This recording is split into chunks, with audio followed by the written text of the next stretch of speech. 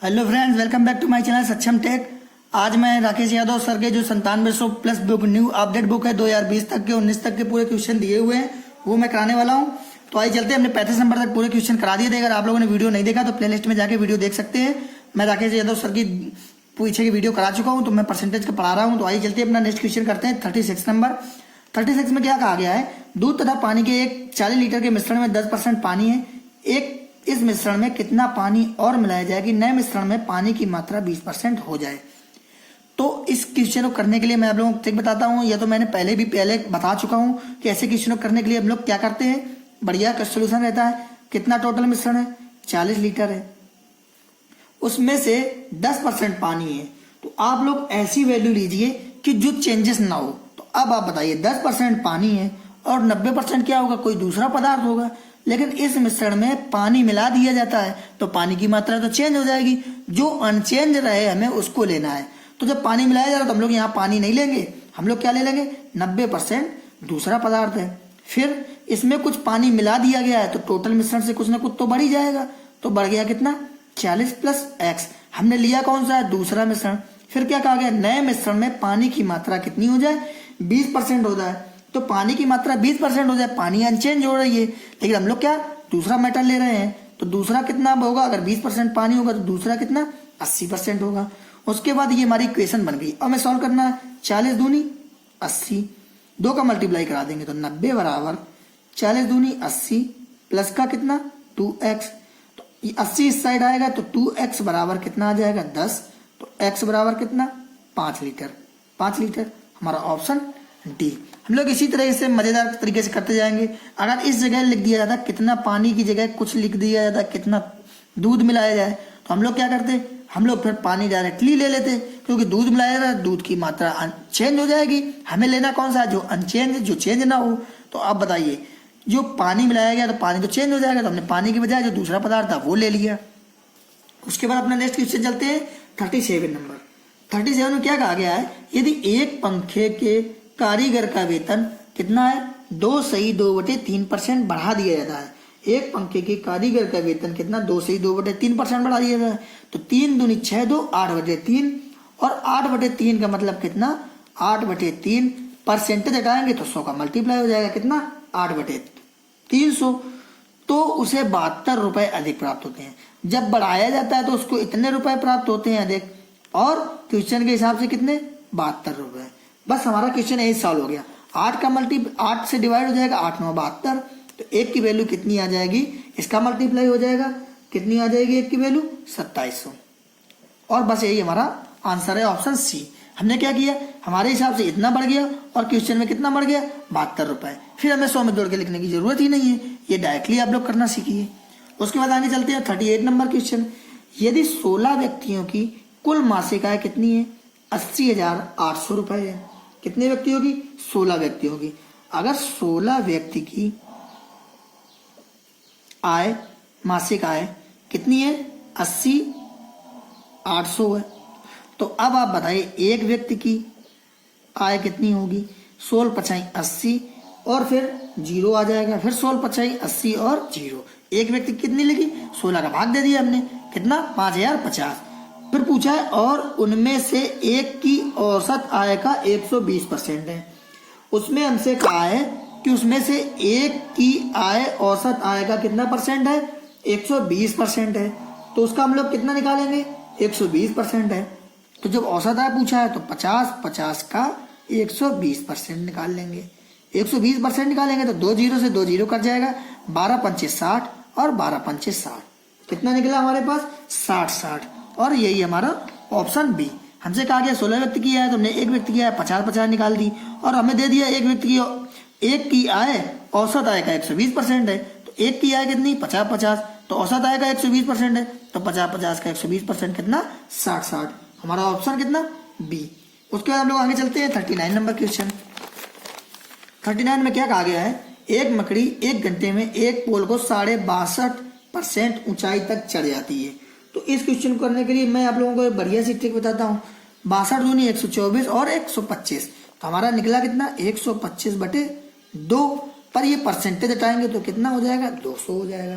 फिर हम लोग इसको सॉल्व करते हैं तो 25 पंचे 125 और 25 अट्ठे 200, कितना आया 5/8, 5/8 आया। फिर उसके बाद अगले घंटे वह शेष ऊंचाई का 12.5% चढ़ जाती है। 12.5%, 12 दूनी 24, 25/2, परसेंटेज हटाएंगे 0 आएगा, तो 25 से कम 25, 25 अट्ठे 200। पहले कितना, एक पोल को 5 से 8 चढ़ती है, फिर इतना ऊंचाई तक चढ़ जाती है, 5/8 और 1/8। यदि पोल की ऊंचाई कितनी दे दी है, 192 दे दी है। पोल की ऊंचाई कितनी है, 192 है, तो दूसरे घंटे में चढ़ी गई ऊंचाई ज्ञात कीजिए। हमसे पूछा कितना है दूसरे घंटे में, तो अब आप बताइए टोटल कितनी है।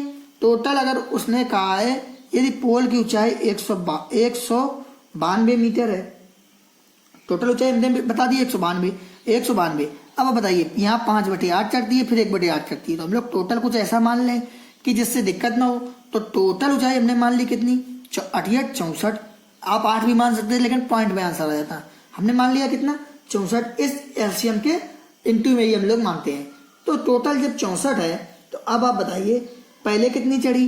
पहले उसने चढ़ा है, पहले घंटे में ऊंचाई तक चढ़ती है कितना 5/8, तो शेष कितना बचा है 3/8 बचा है। तो इसका जब 3/8 निकालोगे तो 68, 64, 8 का 24। अब शेष कितना बचा, शेष बचा 24। फिर कहा गया है 1/8 ऊंचाई तक चढ़ जाती है, फिर 1/8 ऊंचाई तक चढ़ जाती है, तो 24 का जितना शेष बचा था उतना चढ़ जाती है 1/8 ऊंचाई से। इसका 1/8 निकालेंगे तो 8 3 का 24, कितना आया 3। तो हम हमारे हिसाब से टोटल कितनी 64, और क्वेश्चन में टोटल ऊंचाई कितनी है 192 है, तो 64 त्याई 192। एक की वैल्यू 3 आ गई, हमें चाहिए किसकी वैल्यू 3 की, क्योंकि यही हमारा 3 बचा हुआ है 3 की वैल्यू। तो 3 की वैल्यू कितनी 9 मीटर, हमारा ऑप्शन डी। आप लोगों ने हमने क्या किया, इसका एलसीएम मान लिया है। टोटल कितना निकला 64, क्वेश्चन में 192, 64 की 92, 1 के मान 3। फिर क्या हुआ, टोटल 64 है, पहले घंटे में 5/8 चढ़ गई, तो अब शेष जो बचेगा वही तो दूसरे घंटे में वो चढ़ेगा जाके। तो जब 5/8 चढ़ गई तो बचा कितना 3/8। आप लोग इससे अंदाजा लगा सकते हैं, ये तो आप टोटल में से टोटल 1 था, 5/8 घटाएंगे, 8 एकम 8, 8 5 के 3, शेष 3/8। आप इस तरीके से भी लगा सकते हैं। तो टोटल 3/8 बचा, तो 68, 64, 8 3 का 24, मतलब अभी 24 बचा हुआ है। जो 24 बचा हुआ है वो कितना चढ़ेगा 1/8 छलांग से चढ़ जाएगा, तो 1/8 छलांग से बचेगा कितना 3। हमें इसकी वैल्यू चाहिए, तो 3 की वैल्यू 9 मीटर। उसके बाद आगे चलते हम लोग 40 नंबर। उसमें कहा गया ए का 30%, ए का 30 परसेंटेज हटाएंगे 100 आ जाएगा। बी का कितना 0.25, यहाँ से ये दशमलव हटाएंगे तो 2 अंक के बाद 100 आ जाएगा। फिर उसके बाद सी का 1/5, उसके बाद हमसे क्या कहा गया है, उसके बाद कहा गया है सी का 1/5, हमसे एक क्वेश्चन में कहा गया है। इसको सॉल्व करेंगे 3/10, 25 एकम 25, 25 को 100, तो जो हमारा आया वो कितना a गुणे 3/10 बराबर b गुणे कितना 1/4 बराबर c गुणे कितना 1/5। फिर उसके बाद हम लोग इसको सॉल्व करते हैं। इसको सॉल्व करने के लिए हमने आपको बताया था कि ये अगर बराबर में ले जाओगे, अगर ये 3 ना होता तो a की वैल्यू 10 हो जाती, b की वैल्यू 4 हो जाती और c की वैल्यू 5 हो जाती। लेकिन अगर ऊपर कुछ लिखा हुआ है तो हम लोग क्या करते हैं, इसको पलट के लिख देते हैं। तो a की वैल्यू कितनी हो जाएगी 10/3, b की वैल्यू कितनी हो जाएगी 4 और c की वैल्यू कितनी हो जाएगी 5। हम लोग क्या करते हैं, उसको पलट के लिख देते हैं। 1/4 को पलटेंगे 4, 1/5 को पलटेंगे 5। और आपको पता है कभी भी रेशियो भिन्न में नहीं होता है, तो इन 3 का मल्टीप्लाई करा दीजिए। तो 10, 3 चौको 12 और 3 5 15। जो हमारा रेशियो निकला वो कितना 10, 12, 15। आप लोग ऐसे ट्रिक से याद रख सकते हैं। उसके बाद चलते हैं अगला क्वेश्चन 41 नंबर। एक संख्या को जब 25% घटा दिया जाता है, कोई संख्या है जब उसको 25% घटा दिया जाता है तो वह संख्या 75 हो जाती है। मतलब कोई संख्या 100 है, उसको 25% घटा दिया गया, कितना बचा 75, तो वह संख्या कितनी होगी 225। तो 75 की वैल्यू कितनी 225, तो 1 की वैल्यू कितनी 3, तो 100 की वैल्यू हमने संख्या 100 मानी थी, 100 की वैल्यू आ गई 300, ये हमने संख्या मानी थी 100। तो इस संख्या में कितने प्रतिशत की वृद्धि की जाए कि यह संख्या 375 हो जाए। अब आप बताइए 300 में से कितने की वृद्धि की जाए कि यह कितना हो जाए, 300 में से कितने की वृद्धि की जाए कि यह 375 हो जाए। कितनी हो जाए 375।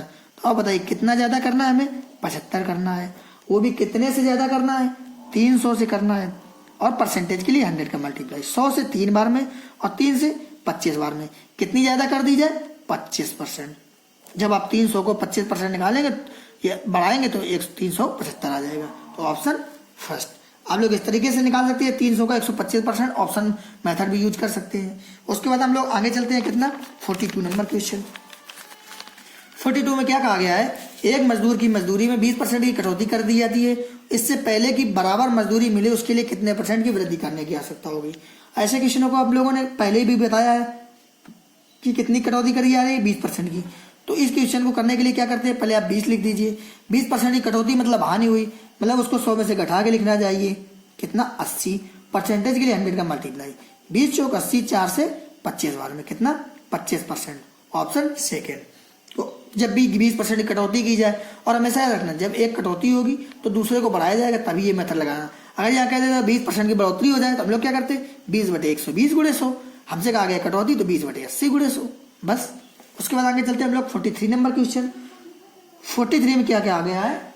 किसी कंपनी में मजदूरों की संख्या 25% बढ़ा दी जाती है तथा प्रति व्यक्ति मजदूरी में 25% कमी कर दी जाती है। परिणामतः मजदूरी में x% की गिरावट आ जाती है। तो x का मान ज्ञात कीजिए। इसको सॉल्व करने के हम लोग क्या करते हैं, पहले हमारा कितना था, जब हमने पहले सॉल्व किया था तो हमने मान लिया पहले क्या हुआ 25% की बढ़ोतरी 25% घाटा। इस क्वेश्चन करने के लिए सीधे x + y + -xy/100 इससे लगाएंगे। 25 बढ़ाया 25 घटाया, मतलब पहले 25 बढ़ाया तो प्लस में, 25 घटाया तो माइनस में। फिर इन दोनों का जब मल्टीप्लाई हो गया तो माइनस ही निशान आएगा। 25 25 625/100। ये 25 तो इससे कट जाएगा, 100 का भाग देंगे कितना आ जाएगा 100 का जब इसमें हम लोग भाग देंगे तो या तो इसको हम लोग सॉल्व कर लेते हैं। तो 25 दूनी 50, 25 पंचे 125 और 25 को 100 कितना है 25/4। तो हम लोगों को सीधे कितना आ जाएगा ऑप्शन डी 25/4%। वैसे हम लोग डिवाइड करके लिखते तो 6.25 आता जिसको, और हम लोगों को पॉइंट में दिया नहीं गया तो अपॉन में दिया, तो हम लोग इस तरीके से सॉल्व कर लेंगे कितना 25/4%। उसके बाद आगे चलते हैं हम लोग 44 नंबर क्वेश्चन। 44 में क्या कहा गया है? किसी वस्तु के मूल्य में R% की वृद्धि कर दी गई, बाद में नए मूल्य में R% की कमी कर दी गई। तो इसको करने के लिए पहले कितनी थी 100, फिर वृद्धि कर दी गई R% की तो 100 + R हो गई। फिर क्या हुआ 100 थी, फिर R% की कमी कर दी गई, कितना हो गया 100 - R। अब लोग इसको सॉल्व करते हैं। सॉल्व करने के बाद एक के नीचे यहाँ पे 4 जीरो आ जाएंगे। इसको जो हम लोग सॉल्व करते हैं तो ये कितना आ जाएगा, एक कोष्टक में आप लिख लो 100 + R और एक कोष्टक में लिख लो 100 - R, क्योंकि इन्हीं का मल्टीप्लाई होगा।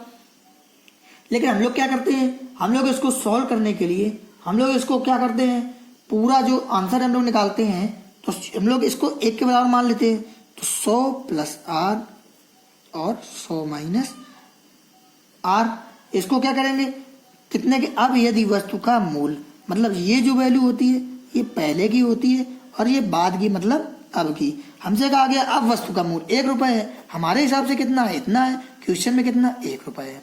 100 + R 100 - R की वैल्यू कितनी 1। इसको अगर हम लोग सॉल्व करेंगे तो ये a + b a - b लिखा है तो इसको a² - b² 100 - R का स्क्वायर हो जाएगा, वो भी कितना 1 बराबर के 1।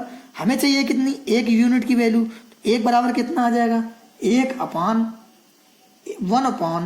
कितना आ जाएगा 100 का स्क्वायर माइनस R का स्क्वायर, इतना आ जाएगा। हमसे पूछा है आरंभिक मूल्य क्या था। आरंभिक मूल्य हमारा पहले का कितना था 1 के नीचे 4, अगर 1 की वैल्यू इतनी तो 1 के नीचे 4 जीरो की वैल्यू कितनी, ये इधर जाएगा तो मल्टीप्लाई में आ जाएगा, जब मल्टीप्लाई होगा तो ये ऊपर आ जाएगा। तो 1 के नीचे 4 जीरो बटे, फिर उसके बाद क्या करेंगे, उसके बाद हम लोग 100 का स्क्वायर कितना आएगा आ जाएगा, वो भी 100 का स्क्वायर, 1 के नीचे 4 जीरो माइनस और R का स्क्वायर, तो हमारा कितना आ जाएगा ऑप्शन डी। उसके बाद हम लोग आगे चलते हैं अपना नेक्स्ट क्वेश्चन 45 नंबर।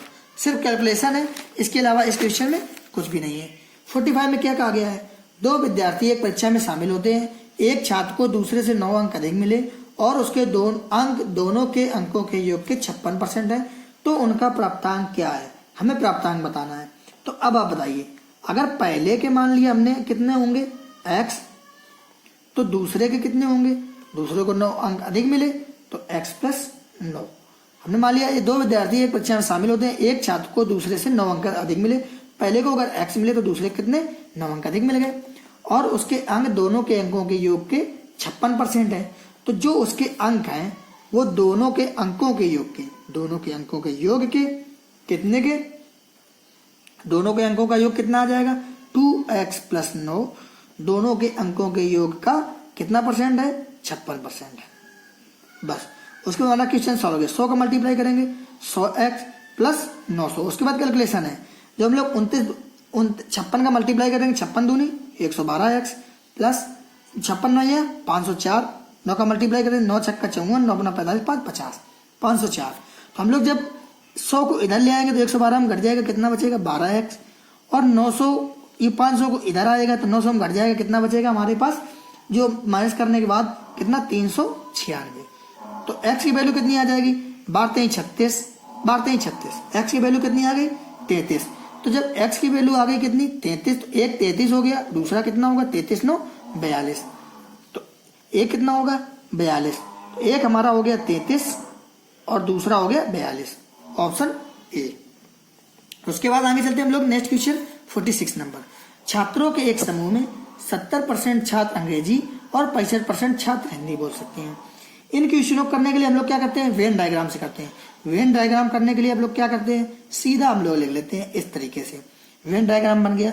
हम वो चीज लेते हैं जो दोनों में हो रहा हो, हमें सिर्फ उन चीजों से मतलब होता है। तो यहाँ पे क्या गया 27% छात्र दोनों में से कोई भी भाषा नहीं बोल सकते हैं। तो 27% छात्र हैं जो दोनों में से कोई भी भाषा नहीं बोल सकते हैं। तो इस पे क्या कहा छात्रों के एक समूह में 70% छात्र अंग्रेजी बोलते हैं। तो ऐसे कितने परसेंट छात्र हैं जो कुछ भी नहीं बोलते हैं, मतलब दोनों बोलते हैं। ऐसे होंगे 30% छात्र, 70% छात्र केवल अंग्रेजी बोलते हैं, तो 30% छात्र ऐसे होंगे जो दोनों बोलते होंगे। तो 27 तो हमने यहाँ लिख लिया, तो यहाँ कितना बचा 3 बचा। यहाँ हम लोग कितना इंग्लिश और हिंदी लिख रहे हैं। फिर उसके बाद 65% छात्र क्या करते हैं हिंदी बोल सकते हैं। अगर 65% छात्र हिंदी बोल सकते हैं तो 35% ऐसे छात्र होंगे जो दोनों बोलते होंगे। पर 27 तो हमने यहाँ लिख लिया है, तो दोनों बोलने वाले 28। हमने जो ग्राफ बनाया है वो कितने का जो दोनों बोलते हों वो ग्राफ बनाया है। 27% छात्र दोनों में से कोई भी भाषा नहीं बोल, दोनों तो इस पे से इतने लोग नहीं बोल सकते। 27% दोनों बोलते नहीं है 27%। अब बचे कितने 30% जो दोनों नहीं बोल सकते हैं। ये कितने इंग्लिश बोलने वाले हैं, इंग्लिश बोलने वाले 70% है। तो 30% छात्र ऐसे हैं जो दोनों भाषाएं नहीं बोल सकते हैं। तो 27 तो हमने यहाँ लिख लिया है, 3 यहाँ बचा जो दोनों भाषाएं नहीं बोल सकते हैं। फिर इसमें कहा गया 65% छात्र केवल हिंदी बोल सकते हैं। तो जो दोनों भाषाएं नहीं बोल सकते हैं वो कितने 35% है। 27 हमने लिख लिया था यहाँ 8। तो जो दोनों भाषाएं नहीं बोल सकते हैं वो टोटल इतने लोग हो गए। फिर हमसे क्या कहा गया है, हमसे कहा गया है तो कितने परसेंट छात्र दोनों भाषाएं बोल सकते हैं। हमसे पूछा गया कितने परसेंट छात्र दोनों भाषाएं बोल सकते हैं। तो ये जो दोनों भाषाएं नहीं बोल सकते वो कितने लोग हैं, हमने वही निकाला है। 27 3 30 और 8 38। तो दोनों भाषाएं नहीं बोल सकते 38% है। तो जो दोनों भाषाएं बोलते हैं वो कितने होंगे 100 में से 38 घटा देंगे, कितना बचेगा 62, क्योंकि टोटल हमारा 100 होता है, ऑप्शन बी। उसके बाद आगे चलते हैं हम लोग 47 नंबर क्वेश्चन। एक चुनाव में 2 उम्मीदवार थे, जिस उम्मीदवार को कुल मतदान का 60% वोट मिलता है वह 1400 वोटों से बहुमत से जीत जाता है। टोटल परसेंटेज कितना होता है वोटों का 100। एक को मिला जीतने वाले को कितना 60, तो दूसरे को कितना मिला होगा 40। फिर क्या हुआ वह कितने 1400 वोटों से ज्यादा मिल गया। यहाँ उसको कितने ज्यादा मिले 20, तो 20 की वैल्यू कितने के 14,000 के। तो 0 से एक 0 कट जाएगा और 2 से ये कट जाएगा, तो 1 की वैल्यू कितनी आ जाएगी 700। उसके बाद तो जीतने वाले उम्मीदवार को कितने वोट मिले, जीतने वाले उम्मीदवार को कितने वोट मिले थे 60। 1 की वैल्यू 60, तो 60 की वैल्यू मतलब 60 की वैल्यू 7 छंग 42, 42 के नीचे 3 0। आज हम लोग इतना ही रखते हैं क्योंकि वीडियो 20 मिनट का हो गया है, कम से कम लंबा हो जाता है, आप लोग फिर देखते नहीं है। तो आप लोग चैनल को सब्सक्राइब जरूर कर लें और ज्यादा से ज्यादा लोगों को शेयर कर दें, जिससे राकेश यादव मैथ बुक को 9700+ का सोल्यूशन मिल सके। क्योंकि ये बुक हिंदी और इंग्लिश दोनों में आती है, तो सबके लिए बढ़िया रहती है, हर एग्जाम के लिए बढ़िया रहती है। और अगर आपने पहले भी 7300 बुक खरीदी होगी तो आप दोबारा 9700 खरीदोगे तो आप सोचोगे कि पहले भी खरीद चुका हूँ, एक और खरीद रहा हूँ, तो आप लोगों को दिक्कत होगी। तो आप लोगों को सारे के सारे क्वेश्चन इस तरीके से मिल जाएंगे और बहुत ही जल्दी मैं एक ग्रुप क्रिएट कर दूंगा जहां मैं राकेश यादव 9700 प्लस बुक की पीडीएफ प्रोवाइड करा दूंगा। तो आप लोग चैनल को सब्सक्राइब जरूर कर लें क्योंकि चैनल में ही मैं उसकी पीडीएफ डालूंगा। तो आप लोग चैनल को सब्सक्राइब जरूर कर लें। 9700 प्लस बुक नई वाली उसको मैं जल्दी से जल्दी पीडीएफ बना के डाल दूंगा, जैसे ही सॉल्यूशन होता जाएगा डालता रहूंगा। चैनल को सब्सक्राइब जरूर कर लें। सो फ्रेंड्स चलते हैं, मिलते हैं आगे क्वेश्चन में कल। Take care, bye bye.